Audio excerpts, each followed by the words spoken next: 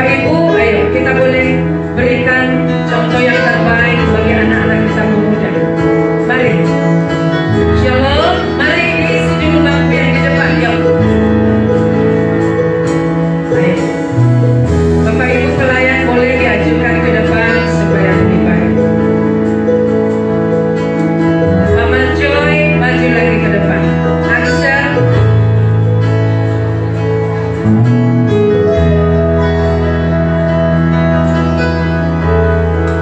Bapak Ibu, kita datang ke gereja memberikan penghormatan bagi Tuhan, amin. Baik dari dulu kita semakin mengalami percepatan. Sungguh, kalau bukan anugerah Tuhan membuat kita mengalami percepatan, kita anggap masih banyak waktu. Saya enggak mau. Tapi yuk, minggu depan lebih baik lagi. Yuk, pemuda boleh ambil di depan bangku. Silakan. Ayo, anak-anak kami pemuda, Sabit maju di sini. Febri, yuk.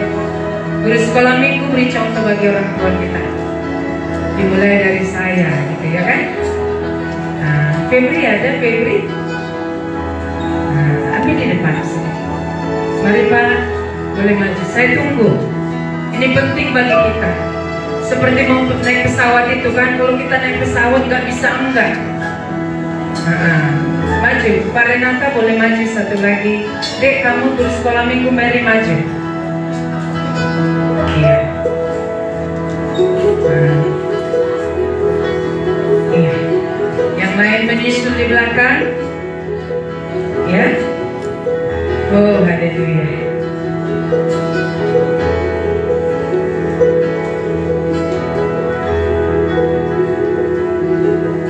Jadi kita lain minggu depan tidak lagi mengalami penambahan waktu seperti ini. Karena kita harus siap, sungguh ya, ini penting bagi kita bersama-sama.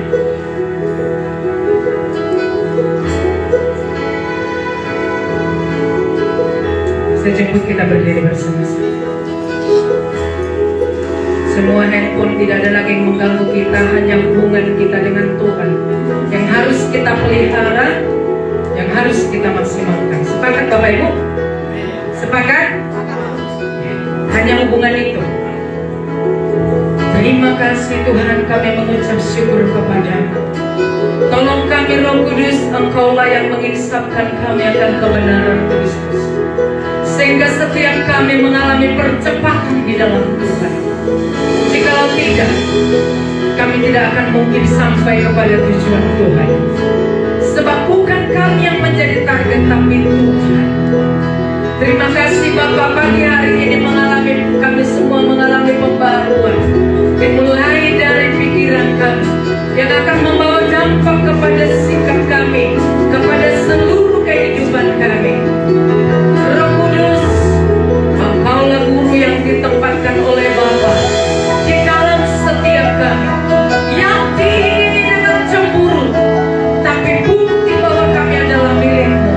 Engkau adalah jaminan di hidup kami, bahwa setiap kami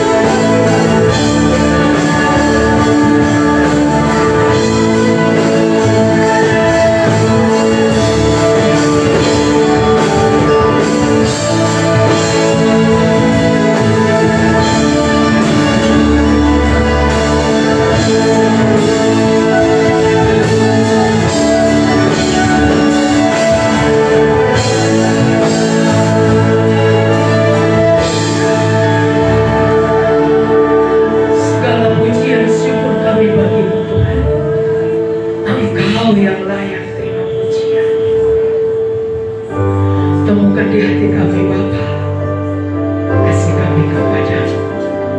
Kami berjumpa dengan Engkau, kami semakin mengasihi. Kau cinta, rahmat-Mu nyata bagiku. Hidupku di dalam tangan-Mu. Sejak pagi pun terbangun sampai pun terlahir, ku nyanyi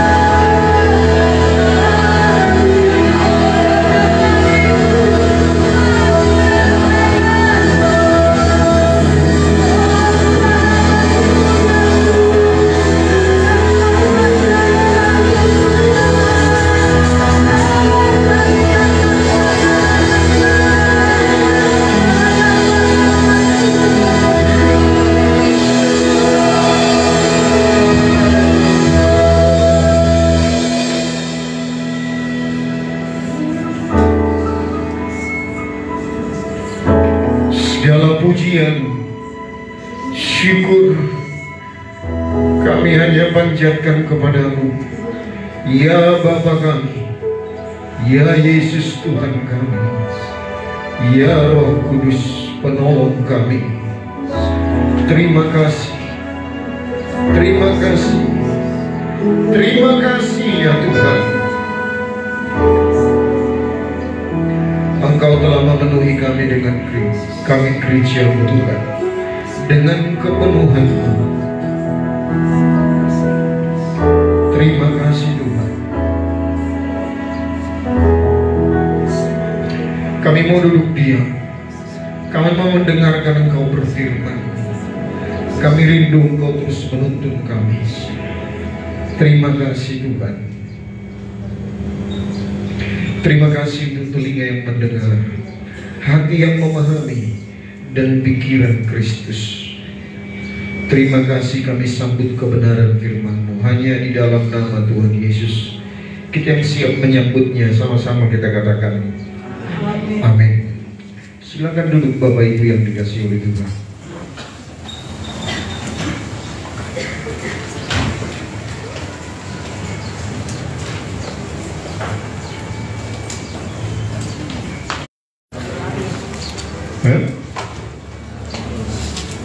Hari ini kita memperingati pencurahan yang ada di Alkitab, hujan awal, hujan akhir, lalu hujan awal dan hujan akhir dicurahkan bersama-sama. Nah, kita akan lihat dari sudut pandang lain, dan ini telah dituliskan berulang-ulang kali, baik di kitab Perjanjian Lama, baik di kitab Perjanjian Baru. Adalah generasi Yesaya, Nabi Yoel, nabi-nabi di Perjanjian Lama, dan di zaman kita ini di penghujung akhir zaman, kita adalah generasi yang akan melihat semua nubuatan-nubuatan ini. Yang bernubuatnya sudah pada mati. Nah begitu, sudah pada mati. Tetapi ada kita adalah generasi. Siapa di sini yang berumur 40 tahun ke atas? 40 tahun ke atas. Nah, lebih banyak kayaknya berumur 40 tahun ke atas. Kita adalah generasi yang berbahagia, bisa melihat, menyaksikan semuanya. Generasi 40 tahun ke bawah ini lebih lagi. Tetapi kita lebih banyak melihat perkembangan dari gereja Tuhan, terutama di Indonesia yang berumur tadi 40 tahun ke atas. Kita yang menyaksikan gereja di mana pertumbuhan dari gereja yang tradisi, yang asmatik sampai karismatik, sampai gereja mengalami kepenuhan Kristus. Kita adalah gereja yang dinanti-nantikan. Kita yang berumur 40 tahun ke atas, kita yang menyaksikan ini banyak. Ya, nah, kita baca dulu lah ayatnya. Yehezkiel pasal 47 ayat 1 sampai 12. Ini nubuatan di kitab Perjanjian Lama. Yehezkiel 47 ayat 1 sampai ayat yang ke-12.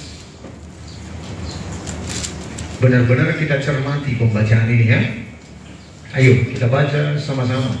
2, 3.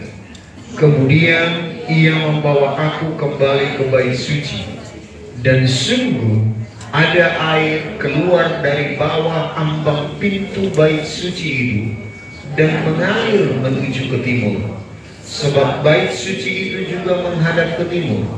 Dan air itu mengalir dari bawah bagian samping kanan dari bait suci itu sebelah selatan mezbah. Lalu diiringnya aku keluar melalui pintu gerbang utara, dan di bawahnya aku berkeliling dari luar menuju pintu gerbang luar yang menghadap ke timur. Sungguh air itu membual dari sebelah selatan. Sedang orang itu pergi ke arah timur dan memegang tali pengukur di tangannya. Ia mengukur 1000 hasta dan menyuruh aku masuk ke dalam air itu. maka dalamnya sampai di pergelangan kaki. Ia mengukur 1000 hasta lagi dan menyuruh aku masuk sekali lagi ke dalam air itu. Sekarang sudah sampai di lutut. Kemudian ia mengukur 1000 hasta lagi dan menyuruh aku ketiga kalinya masuk ke dalam air itu. Sekarang sudah sampai di pinggang. Sekali lagi ia mengukur 1000 hasta lagi. Sekarang air itu sudah menjadi sungai, di mana aku tidak dapat berjalan lagi, sebab air itu sudah meninggi sehingga orang dapat berenang. Suatu sungai yang tidak dapat diseberangi lagi. Lalu ia berkata kepadaku, sudahkah engkau lihat, hai anak manusia?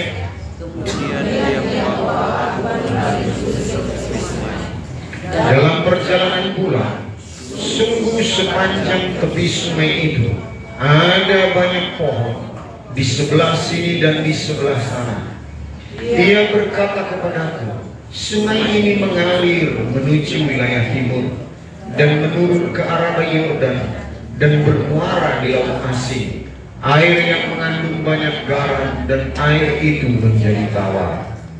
Sehingga kemana saja sungai itu mengalir, segala makhluk hidup yang berkeriapan di sana akan hidup. Ikan-ikan akan menjadi sangat banyak, sebab kemana saja air itu sampai, air laut di situ menjadi tawar. Dan kemana saja sungai itu mengalir, semuanya di sana hidup. Maka penangkap-penangkap ikan penuh sepanjang tepinya, mulai dari En-Gedi sampai ke En-Eglaim. Daerah itu menjadi perjemuran buah, dan di sungai itu ada berjenis-jenis ikan, seperti ikan-ikan di laut besar, sangat banyak. Tetapi rawa-rawanya dan paya-payanya tidak menjadi tawar. Pada kedua tepi sungai itu tumbuh bermacam-macam pohon buah-buahan yang daunnya tidak layu dan buahnya tidak habis-habis. Tiap bulan ada lagi buahnya yang baru, sebab pohon-pohon itu mendapat air dari tempat kudus itu. Buahnya menjadi makanan dan daunnya menjadi obat. Berbahagialah orang yang mendengarkan firman Tuhan, memperhatikannya, merenungkannya siang dan malam, dan melakukannya. Yang mendengar katakan amin. Nah, kebenaran firman Tuhan ini adalah penglihatan di perjanjian lama, tetapi ini sudah tergenapi sebagian besar. Penglihatan ini, Yehezkiel melihat ke bait suci, dan dari sebelah selatan dikatakan berbual air menuju pintu gerbang timur dan menghadap ke timur.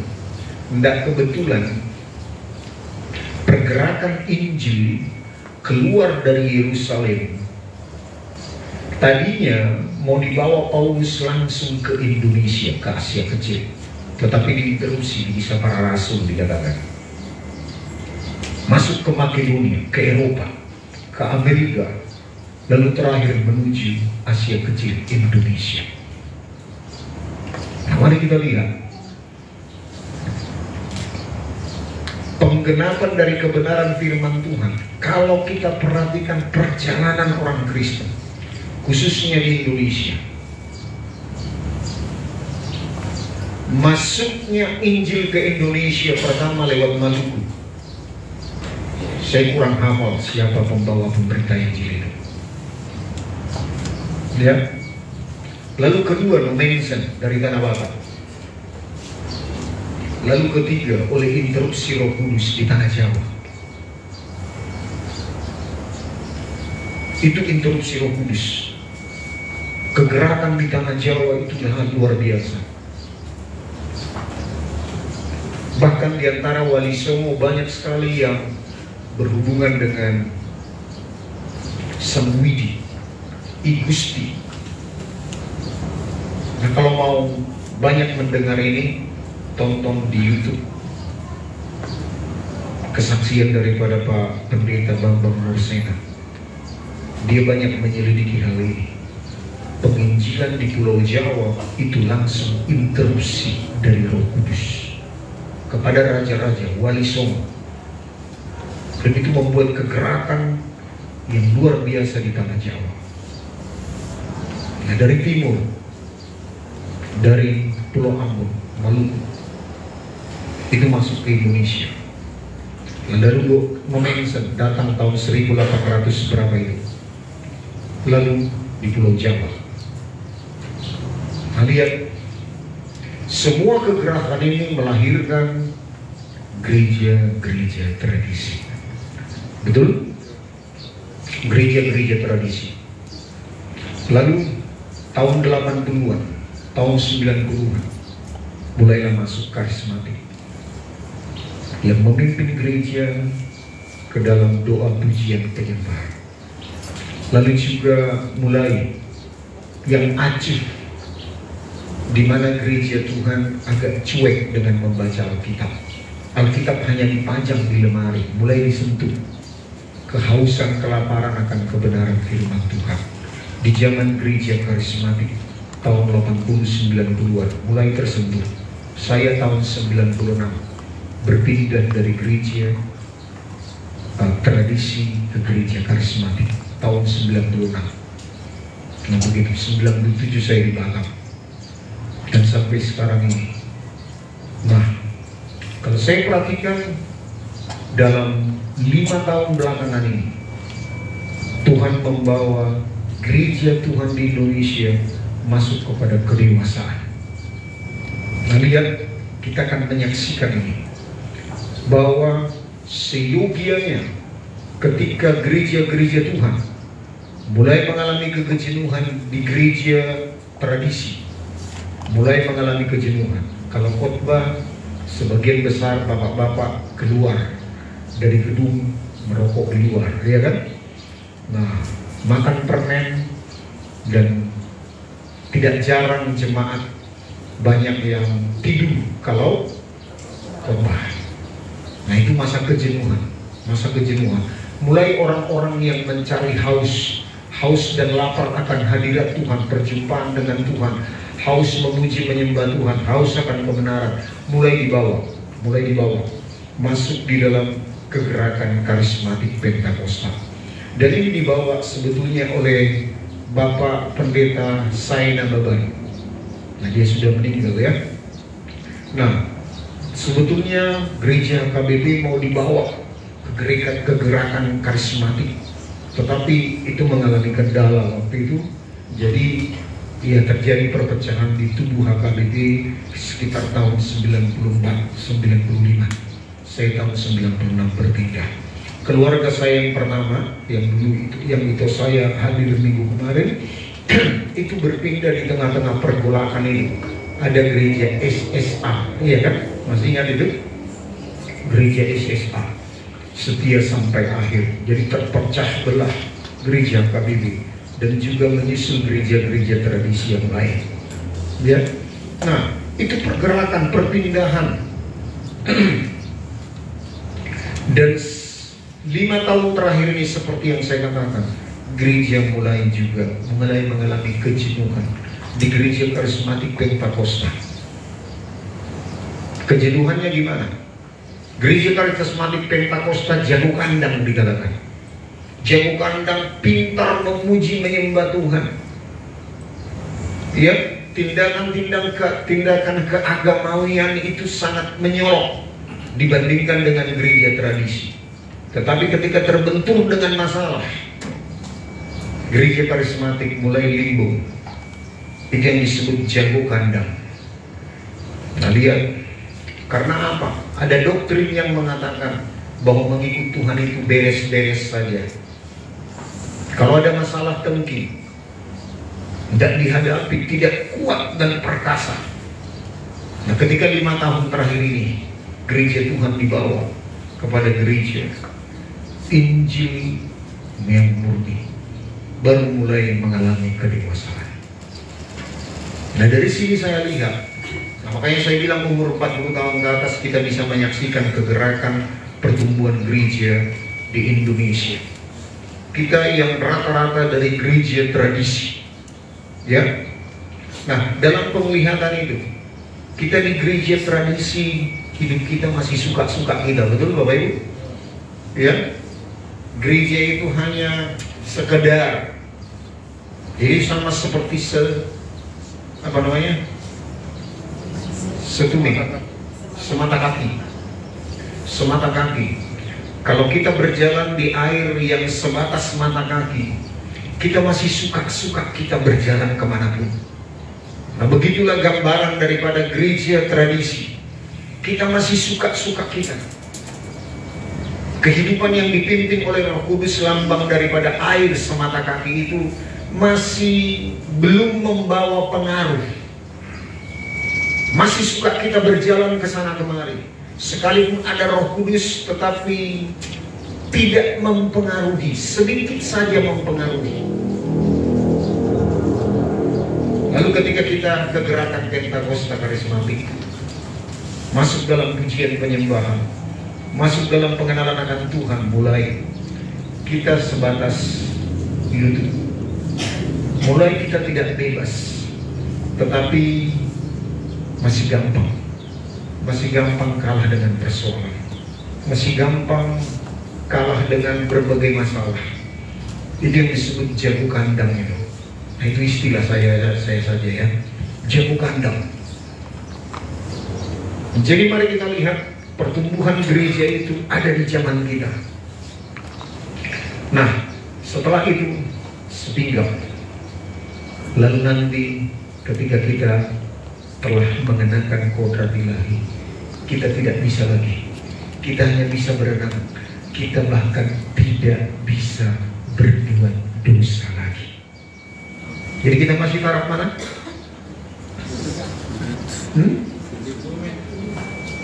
Sedumit. Oh, masih suka-suka?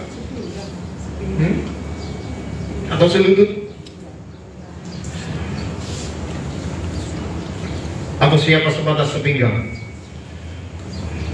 Oh, atau sudah berenang? Halo Bapak Ibu, saya kira perjalanannya antara selutut ke sepinggang.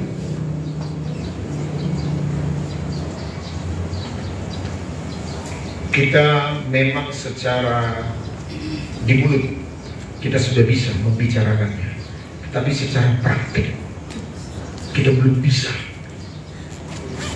Kalau sepinggang itu kan nggak bisa bebas bergerak lagi. Nah, kita antara hidup dipimpin oleh Tuhan dan hidup dipimpin oleh pemikiran sendiri. Jarak, taruhlah kita katakan kita sudah hampir melewati batas daging. Kita ingin berusaha untuk menyenangkan hati Tuhan. Begitu ya. Nah, coba kita lihat. Ayat ini bukan hanya di perjanjian lama. Dia tidak lompat ke perjanjian baru. Yesus pernah membukakan rahasia ini. Kita buka di Yohanes pasal 4.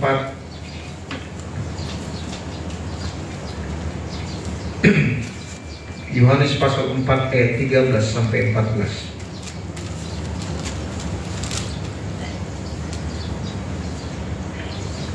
Jawab Yesus kepadanya, barang siapa minum air ini, ia akan haus lagi. Tetapi barang siapa minum air yang akan kuberikan kepadanya, ia tidak akan haus untuk selama-lamanya. Sebaliknya, air yang akan kuberikan kepadanya akan menjadi mata air di dalam dirinya, yang terus-menerus memancar sampai kepada hidup yang kekal. Coba kita baca Yohanes 7 ayat 37 sampai 39.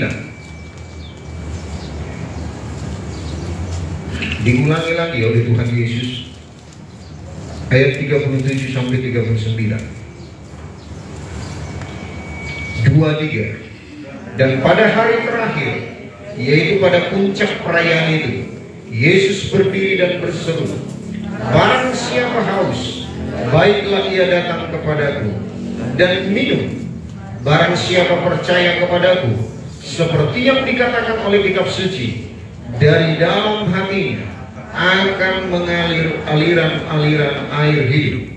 Yang dimaksudkannya ialah roh yang akan diterima oleh mereka yang percaya kepadanya. Sebab roh itu belum datang karena Yesus belum dimuliakan. Ayat ini menunjuk kepada Kisah Rasul pasal yang kedua. Yesus belum dimuliakan, Roh Kudus belum dicurahkan kembali. Sebab di kitab Kejadian pasal 6, Roh Kudus itu ditarik karena manusia sudah jatuh dalam dosa, sudah hidup senang dengan dosa, hidup senang dengan daging. Maka Bapa menarik Roh Kudus, dan itu dicurahkan kembali setelah dinubuatkan oleh Nabi Yoel di Yoel pasal 2 ayat 28 sampai 30. Dan itu digenapi setelah kedatangan Yesus. Nah, dikatakan barang siapa percaya, yang penting dia orang dan percaya, dia bisa menerima Roh Kudus. Sekali lagi, yang penting dia orang dan percaya kepada Yesus, dia bisa menerima Roh Kudus. Tidak peduli dia gereja karismatik ataupun gereja tradisi, yang penting dia percaya. Amin. Jadi jangan kita berkata menghakimi gereja tradisi tidak dipenuhi oleh Roh Kudus. Tidak. Tetapi sebatas mana pemenuhannya? Sebab ketika percaya, setiap orang sudah menerima Roh Kudus. Tetapi sejauh mana kepenuhannya? Sebatas mata kaki, selutut. Jadi jangan kita menghakimi, kita yang selutut menghakimi yang semata kaki, kita yang sepinggang menghakimi yang semata kaki sebatas lutut. Kita nggak bisa menghakimi. Yang jelas, kebenaran firman Tuhan akan dibukakan di akhir zaman. Nah, lihat Bapak Ibu, ini ada peringatan dari Tuhan Yesus dalam Injil Yohanes 16 ayat 12. Injil Yohanes pasal 16 ayat 12. Yesus berkata, masih banyak hal yang harus kukatakan kepadamu, tetapi sekarang kamu belum dapat menanggungnya. Jadi masih banyak perkataan yang mau dibagikan Tuhan Yesus kepada murid-muridnya, tetapi murid-muridnya belum bisa menanggungnya. Sama saudara, ada begitu banyak kebenaran firman Tuhan yang sudah disingkapkan Roh Kudus di dalam saya, tetapi saya mencicilnya untuk membagikan kepada saudara. Belum tentu saudara dapat menanggungnya. Ada begitu banyak. Tetapi Roh Kudus akan membuka itu seperti pasal-pasal. Ingat minggu kemarin? Mengingatkannya. Salah satu fungsi Roh Kudus selain mengajarkan, dia mengingatkannya, menghubungkan antara kebenaran yang satu dengan kebenaran firman Tuhan yang lain. Nah, kalau Roh Kudus itu yang berbicara tentang mengajarkan itu, waktu kita mendengar khotbah di dalam khotbah firman rema. Lalu waktu Roh Kudus mengingatkan, dia mengingatkan akan satu kebenaran, mengingatkan dengan kebenaran yang lain, yaitu membentuknya menjadi satu pasal demi pasal, menjadi satu kelengkapan. Disitulah Roh Kudus berbicara. Kalau sudah disingkapkan bagi kita masing-masing pribadi, itu berarti kita sudah dapat menanggungnya. Amin. Kita berarti sudah dapat menerimanya. Kita berarti sudah dapat mengerti, sudah layak dipercaya oleh Tuhan rahasia ilahi itu. Itu yang dikatakan di Injil Matius pasal 13 ayat 11. Kepadamu diberitahukan rahasia kerajaan Allah. Artinya kita sudah dapat mendengarnya. Artinya kita sudah dapat menanggung kebenaran ini. Kita sudah bisa melihat antara satu kebenaran dengan kebenaran firman Tuhan yang lain menjadi satu pasal yang utuh, membentuk pengertian tentang kebenaran demi kebenaran yang menggambarkan tubuh Kristus. Nah, di saat itu kita dikatakan baru bisa siap menanggungnya. Kalau tidak, kalau belum disingkapkan oleh Tuhan, berarti kita belum siap menanggungnya. Di Injil Yohanes pasal yang terakhir dikatakan, kalau Roh Kudus ingin menuliskan semua apa yang difirmankan oleh Tuhan Yesus, dunia ini pun tidak sanggup untuk menampungnya. Dunia ini pun kalau ditulisi, diketik begitu, dibuat dalam lembaran-lembaran, lembaran seisi dunia ini pun tidak sanggup untuk menampungnya. Nah, itulah kekayaan hikmat Tuhan. Amin, Bapak Ibu. Jadi jangan kita berbangga ketika kita mendengar satu kebenaran firman Tuhan. Sama seperti Petrus, dia berbangga. Lalu sampai dia menegur Tuhan Yesus sekali-kali, itu tidak akan terjadi kepadamu. Dia sok jago kan, karena dia baru menerima firman Tuhan. Dia berkata, engkau adalah Mesias anak Allah yang hidup. Dia berbangga. Dia banggakan dirinya dengan murid-murid yang lain. Nah, lihat, itu diberikan kepada kita masing-masing pribadi karena Tuhan sudah tahu bahwa kita bisa menanggungnya. Kita sudah bisa menerimanya. Amin, Bapak Ibu. Jadi waktu itu Yesus berkata kepada murid-muridnya, masih banyak firman Tuhan yang belum bisa kuberitahukan kepadamu karena engkau belum bisa menanggungnya. Apalagi di zaman kita ini. Zaman kita ini dikatakan zaman kepenuhan Kristus, kepenuhan Roh Kudus, dan kepenuhan kealahan. Wow, tidak ada luar agama yang mengajarkan ini. Kepenuhan Tuhannya nggak ada. Tetapi kita kepenuhan Kristus, kepenuhan Roh Kudus, kepenuhan kealahan. Wow, luar biasa. Hanya orang percaya. Sebab itu wajar dong kita bisa menerima yang disebut benih ilahi itu.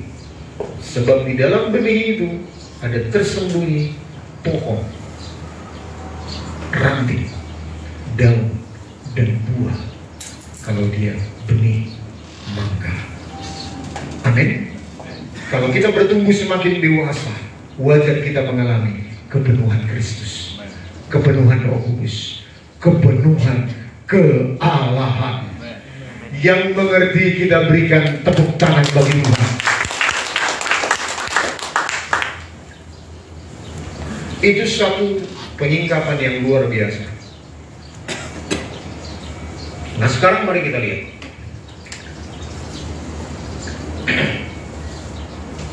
Kita kembali ke Yehezkiel 47. Yehezkiel pasal 47.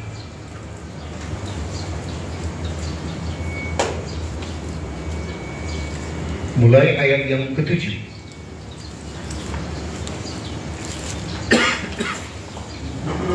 Lihat, setelah mengalir dari bait suci itu menuju pintu gerbang timur, lalu mengalir sampai ke timur paling jauh. Di mana letaknya timur paling jauh dari Yerusalem? Yang disebut ujung bumi, Indonesia. Indonesia.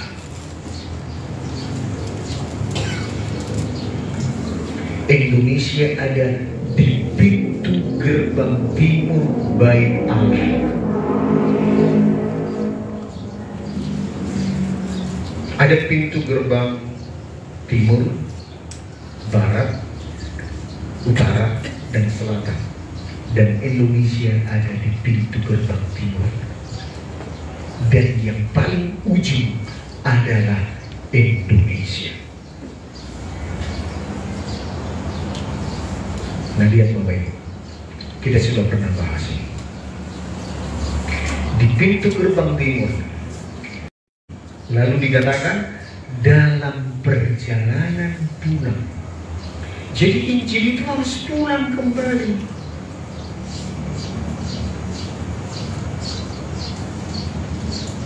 Gak sampai di ujung timur lalu mentok di situ. Kita akan lihat nanti. Lihat, dalam perjalanan pulang, sungguh sepanjang tepi sungai itu ada amat banyak pohon di sebelah sini dan di sebelah sana. Kita perhatikan. Waktu Injil masuk ke Makedonia, Injil masuk ke Eropa, bukankah dari Eropa muncul pengaruh? Dari Amerika muncul bangsa-bangsa, muncul dari sana. Kemanapun Injil itu, kemanapun sungai itu mengalir, di sana tumbuh banyak kehidupan. Amin Bapak Ibu? Ya. Dan ketika pulang, di sepanjang sungai itu ditemukan pohon-pohon, bahkan sampai bernubuat tentang laut mati. Di ayat keberapa itu?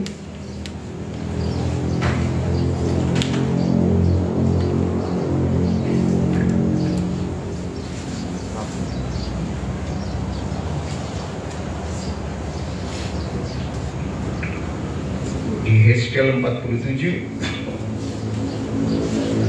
ayat 8, ia berkata kepadaku, sungai ini mengalir menuju wilayah timur dan menurut ke arah Yordan dan bermuara di laut asin, air yang mengandung banyak garam.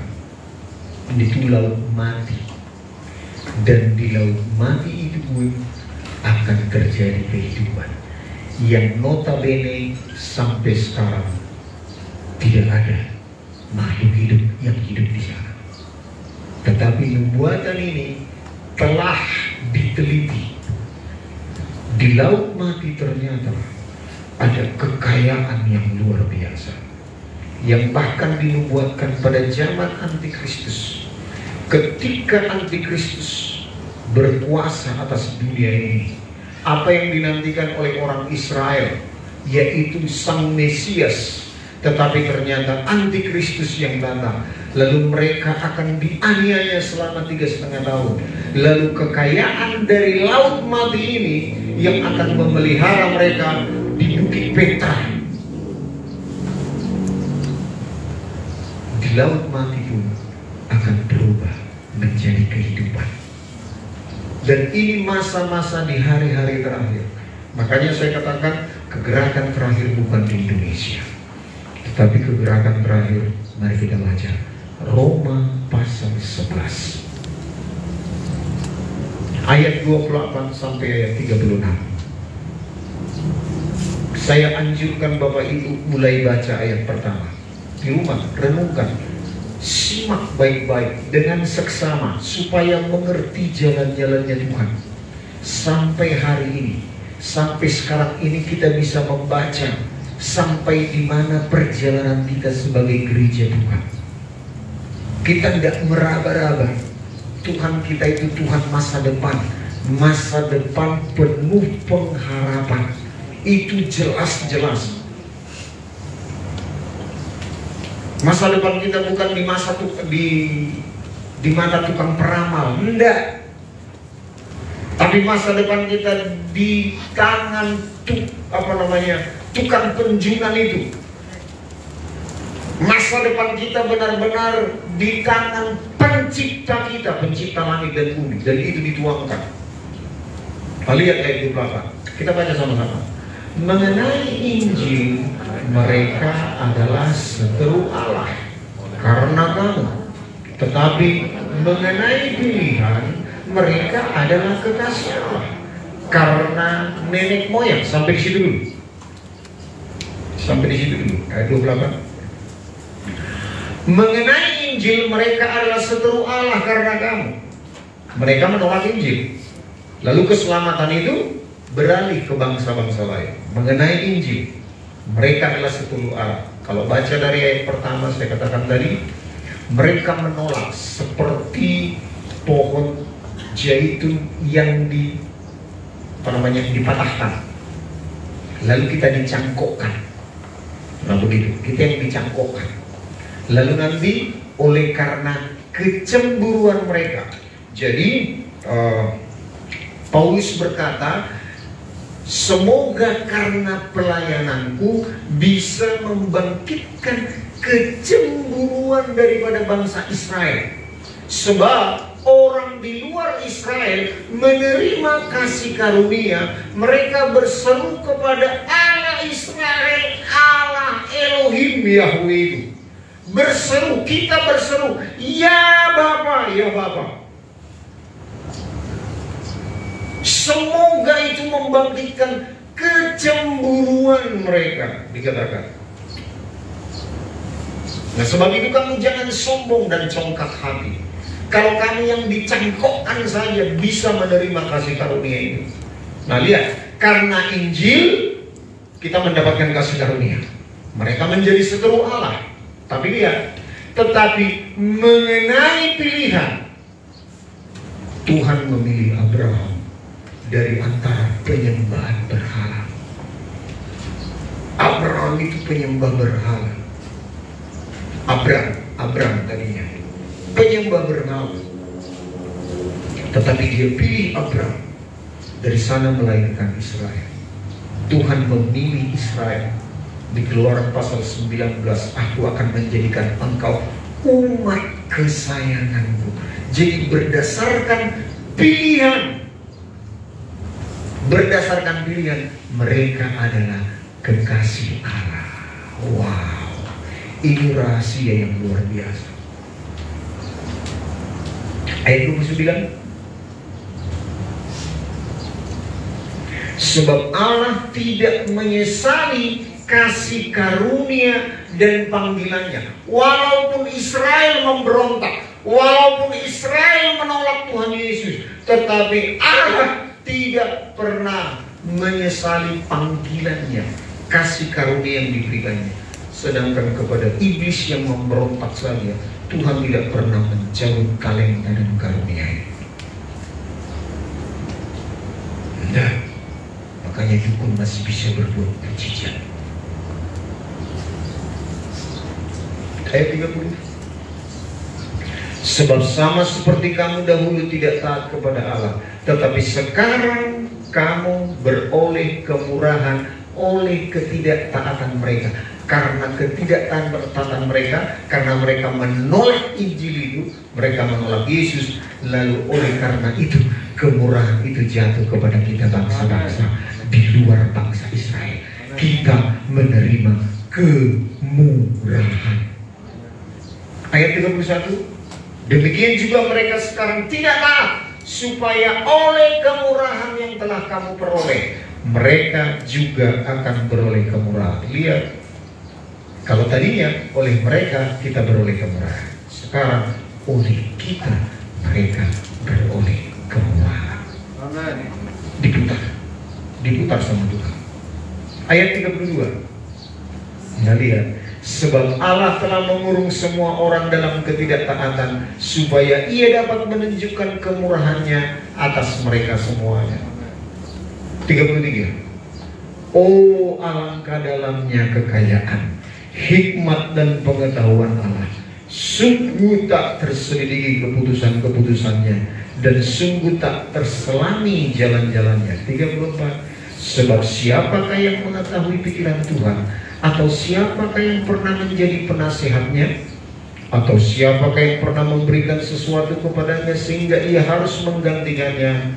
Sebab segala sesuatu adalah dari Dia dan oleh Dia dan kepada Dia, bagi Dialah kemuliaan sampai selama-lamanya. Kita berikan tepuk tangan bagi Tuhan. Siapa yang bisa memikirkan pikiran Tuhan? 1 Korintus 2 ayat 9 berkata, apa yang tidak pernah dilihat oleh mata, didengar oleh telinga, dan tidak pernah timbul dalam hati manusia, Roh Kudus menyatakannya bagi kita yang mengasihi Dia. Kita bisa mengerti jalan-jalannya Tuhan ini karena kita beroleh kemurahan. Amen. Jadi tidak ada yang satupun di antara kita yang bisa sombong.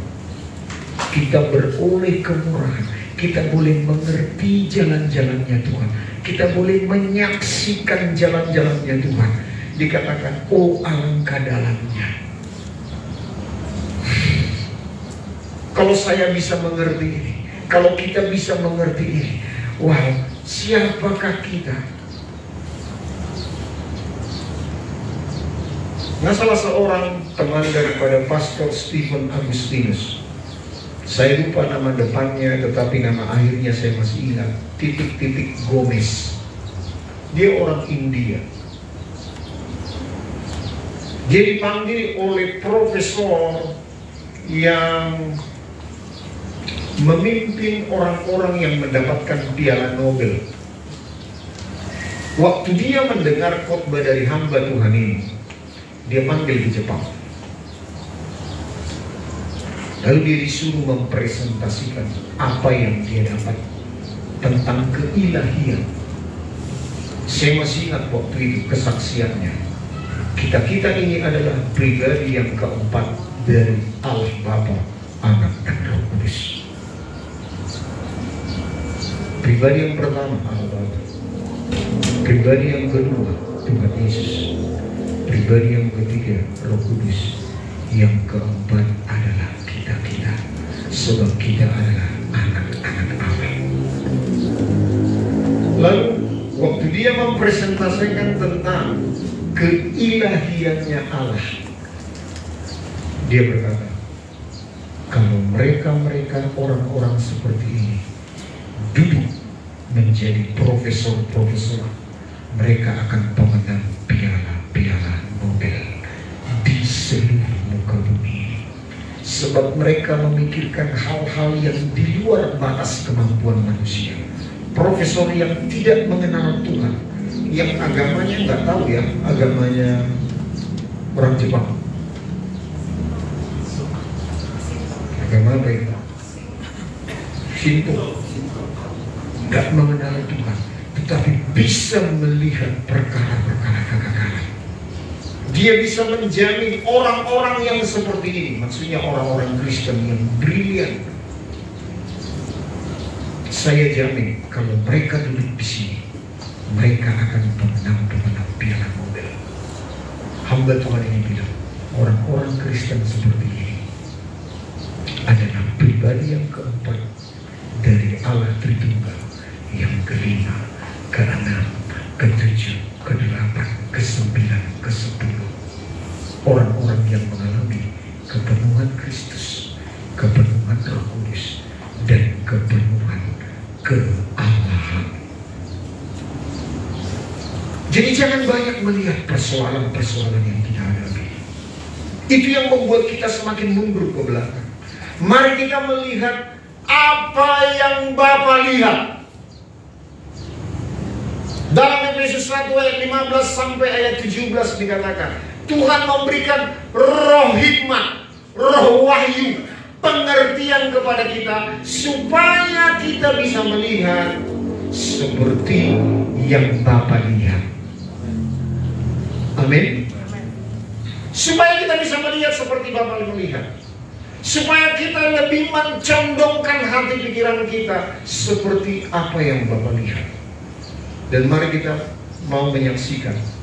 Sekali lagi saya katakan, generasi 40 tahun ke atas, jangan buru-buru mati. Kita adalah generasi yang mau melihat semua nubuatan-nubuatan yang dinubuatkan oleh para nabi-nabi yang sudah meninggal terlebih dahulu. Kita adalah generasi yang akan menyaksikan ini. Luar biasa. Luar biasa. Luar biasa.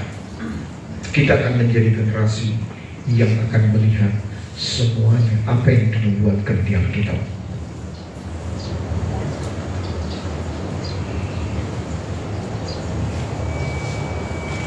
Sungai itu mengalir ke laut mati menjadi hidup dan menghasilkan makanan dan obat.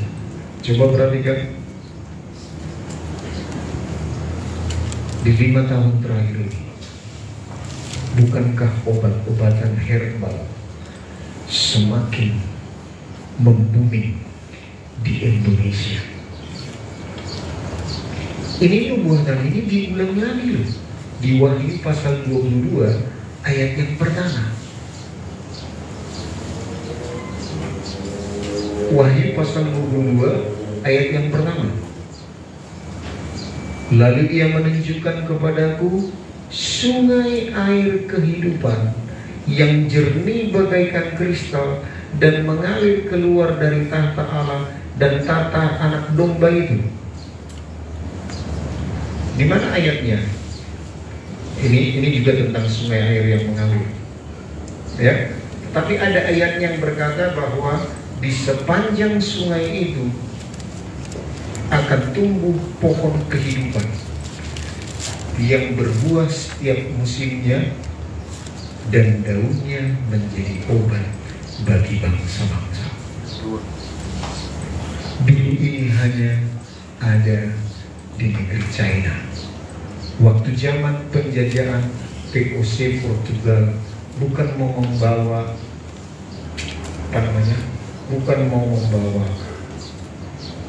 emas dari Indonesia di zaman Amerika itu, tetapi di zaman Portugal VOC mereka mau bawa rempah-rempah dari Indonesia.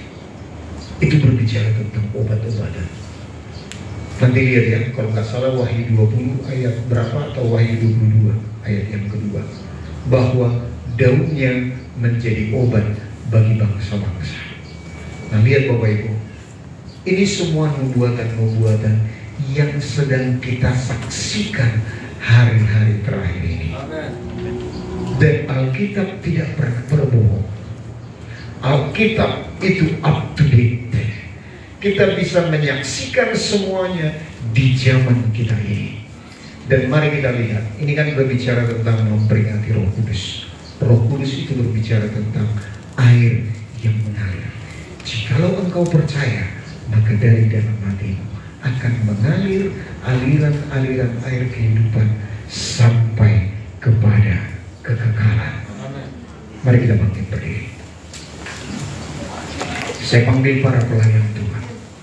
Kita akan masuk perjamuan kudus.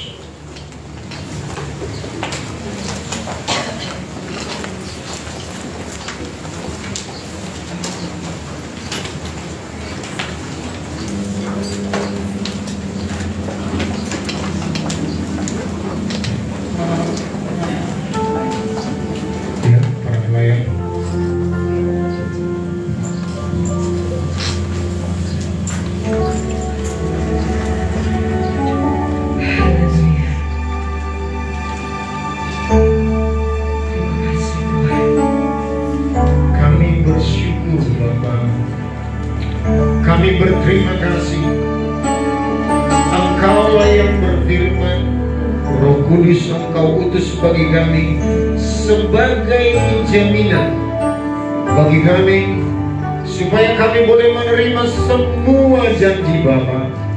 Bahkan dari zaman perjanjian lama Engkau telah bernubuat melalui nabi-nabimu, dan kami di akhir zaman ini, di penghujung akhir zaman ini, boleh menyaksikan semua janji Bapa. Nabi-nabi telah mati, telah banyak yang meninggal, mereka belum sempat menyaksikan. Tetapi kami adalah generasi di penghujung akhir zaman ini yang boleh menyaksikan melepaskan nubuatan-nubuatan ini. Terima kasih Bapak, kalau sampai sekarang ini kami boleh bertumbuh semakin dewasa, kami hidup semakin dipenuhi oleh Roh Kudus, kami mematikan kodrat dosa dan menghidupkan kodrat ilahi, sampai sungai itu memenuhi kehidupan, sampai Roh Kudus memenuhi seluruh kehidupan kami, sehingga kami tidak bebas lagi untuk melakukan keinginan-keinginan kami sendiri. Kami hanya berenang di sungai Allah, kami hanya berenang dalam pimpinan dan tuntunan Roh Kudus. Bawa kami sampai ke sana Tuhan. Kami mengucap syukur untuk bangsa pilihan-Mu. Oleh karena penolakan mereka, kami menerima kasih karunia, dan itu membangkitkan kecemburuan ilahi bagi mereka. Dan biarlah mereka di penghujung akhir zaman ini boleh menerima kasih karunia Tuhan. Terima kasih Bapa. Meteraikan firman-Mu lewat perjamuan kudus yang akan kami lakukan. Hadirlah bersama-sama kami dalam perjamuan ini Tuhan. Berkatilah perjamuan ini menjadi koinonia, persekutuan antara kami dengan Engkau, persekutuan antara tubuh kami dengan tubuh Kristus, persekutuan antara darah kami dengan darah Kristus. Berkati hamba-hamba-Mu Tuhan yang melayani kami, layakkan mereka untuk menjadi saluran berkat bagi kami semuanya. Dan biarlah kami boleh mengingat pengorbanan-Mu, supaya perjamuan kudus ini menjadi berkat bagi kami. Terima kasih Tuhan. Kami bersyukur dan siap menikmati tubuh dan darah-Mu lewat perjamuan ini. Dalam nama Tuhan Yesus.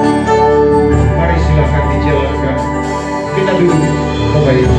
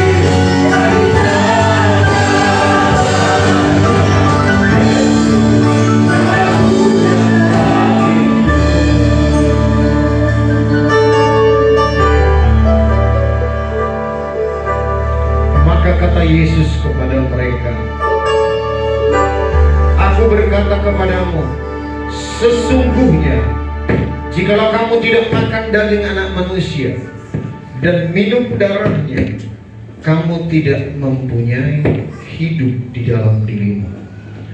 Barang siapa makan dagingku dan minum darahku, ia mempunyai hidup yang kekal, dan aku akan membangkitkan dia pada akhir zaman. Sebab dagingku adalah benar-benar makanan, dan darahku adalah benar-benar minuman.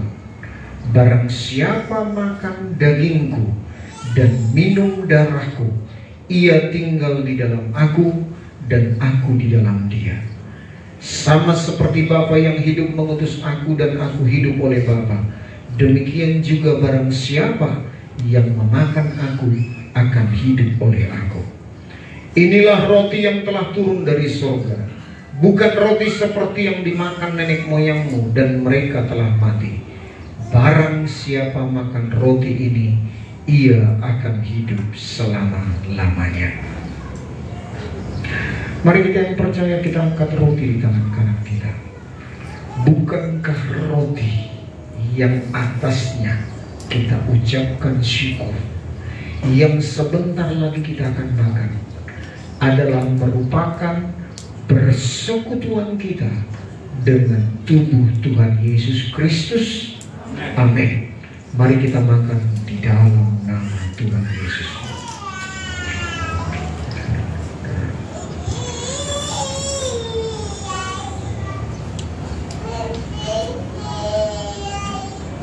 Kita angkat cawan di tangan kanan kita.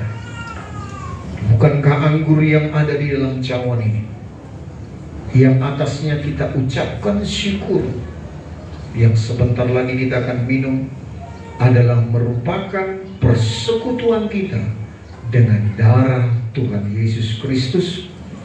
Amin. Mari kita minum di dalam nama Tuhan Yesus.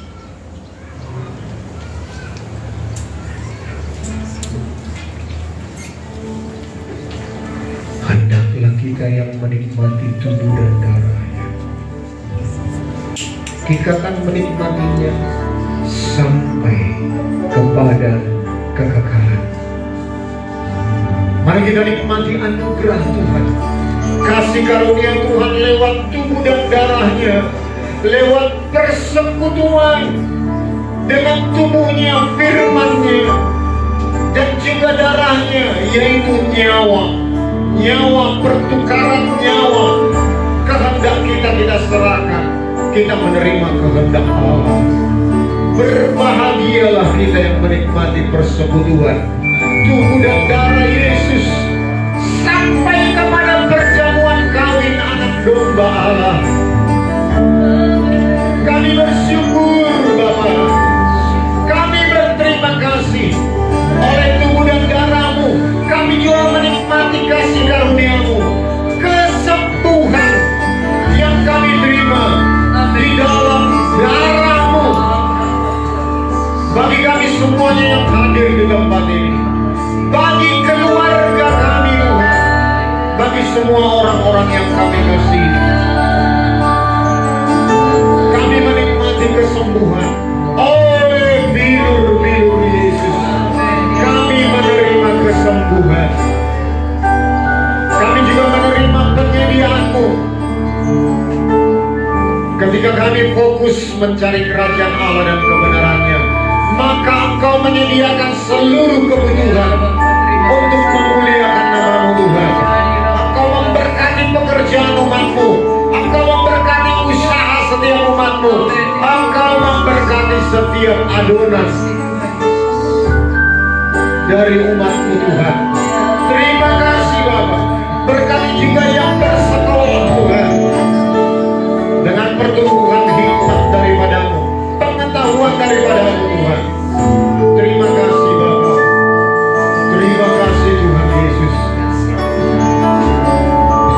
Hamba-Mu menyerahkan seluruh umat-Mu ke dalam tangan-Mu sepanjang minggu ini. Seperti yang Engkau berdoa, jangan Engkau mengambil kami dari tengah-tengah dunia ini, tetapi pelihara kami, jauhkan kami dari yang jahat Tuhan. Seperti Engkau memutuskan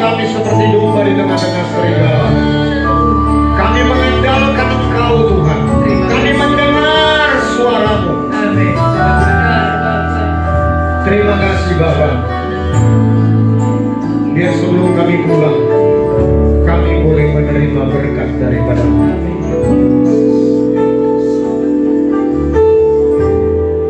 Tuhan menghadapkan wajahnya kepadamu.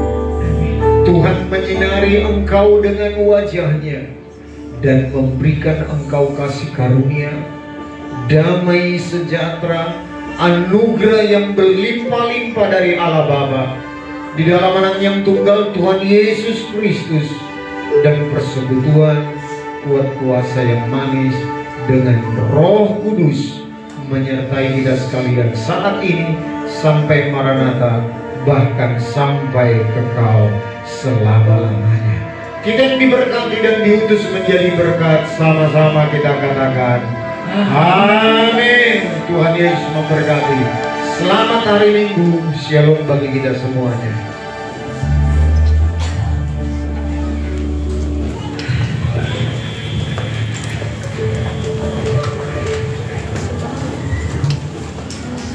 Haleluya, terpujilah Tuhan yang memberkati kita dengan kebenaran firman Tuhan, yang menyingkapkan kepada kita banyak hal tentang perjalanan pergerakan gereja Tuhan hari-hari ini.